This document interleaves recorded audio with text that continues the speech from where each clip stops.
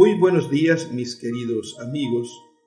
Bienvenidos a los comentarios al diario espiritual del Inmaculado Corazón de María. Que el pensamiento de nuestras mentes sea uno, que nuestros pies vayan juntos, que nuestras manos recojan unidas, que nuestros corazones latan al unísono, que nuestro interior sienta lo mismo, que el pensamiento de nuestras mentes sea uno. Los psicólogos dan diversas explicaciones sobre lo que es la mente.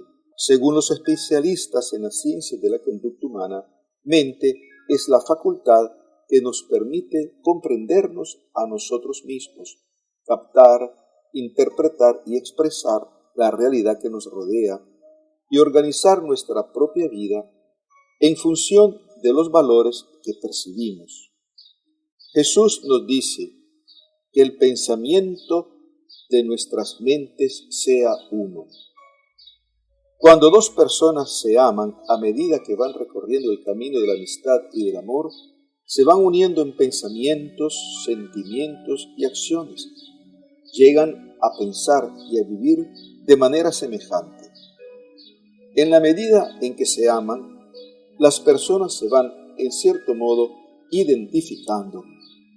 Es un proceso en el que se renuncia al egoísmo para compartir con el otro los propios valores. Se realiza así el milagro de llegar a ser con la otra persona un solo corazón y de una sola alma. Jesús es Dios hecho hombre, Dios verdadero y hombre verdadero, perfecto Dios, perfecto hombre. Entre Él y nosotros, la distancia es infinita en cuanto que Jesús es Dios.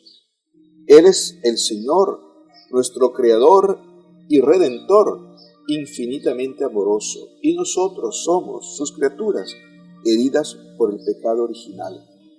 Sin embargo, por ser Jesús hombre verdadero, su naturaleza humana y la nuestra son iguales. Tenemos los mismos sentidos y las mismas facultades. La gran diferencia entre Jesús, hombre, y nosotros es que el pecado original y los pecados actuales han limitado y corrompido en gran manera los dones que Dios nos otorgó al crearnos. Jesús es perfecto hombre y sus facultades humanas están iluminadas por el Verbo eterno unido consubstancialmente a su naturaleza creada. La distancia entre Jesús y nosotros, por un lado, es infinita y por el otro lado, la cercanía es completa. Estamos frente al gran misterio del Dios hecho hombre. Que el pensamiento de nuestras mentes sea uno implica, de parte de Jesús, un dinamismo que lo lleva a entregarse totalmente a nosotros. De nuestro lado, un dinamismo interior nos lleva a ser uno con Jesús, pensar y sentir lo mismo que Él. ¿Qué le podemos dar a Jesús? ¿En qué le podemos beneficiar? ¿Qué le podemos aportar? En el orden del pensamiento, prácticamente nada. En el orden de los afectos y de la voluntad, nos podemos entregar totalmente a Él. Pensar lo mismo que Jesús es ser uno mismo con Él. Debemos distinguir entre el pensamiento de Dios y nuestro propio pensamiento. De hecho, Dios no piensa. Él es la sabiduría, la verdad, el conocimiento. Todo es presente en Él y conoce perfectamente todo lo que ha creado para su propia gloria. Pero, aunque Dios sea eterno y no se pueda decir con propiedad que Él piensa, debemos recordar que Dios se hizo hombre. Jesús es Dios encarnado. Y en cuanto que el Verbo de Dios se hizo hombre y habitó entre nosotros, asumió todas las condiciones propias del ser humano. Dios, hecho hombre sin dejar de ser Dios, se somete a todas las leyes y condiciones de esta naturaleza humana que siente, vive emociones, compara, imagina, analiza, razona, juzga. Jesús piensa como nosotros, es uno de nosotros, tiene nuestras mismas facultades, solamente que su manera de pensar es la perfección y nosotros somos la oscuridad, la equivocación, la imperfección. Durante años los discípulos estuvieron con Jesús, aprendiendo de Él. El Evangelio nos dice cuánto sufría Jesús porque sus discípulos no comprendían sus enseñanzas. Cuántas veces les dijo tardos y necios de corazón.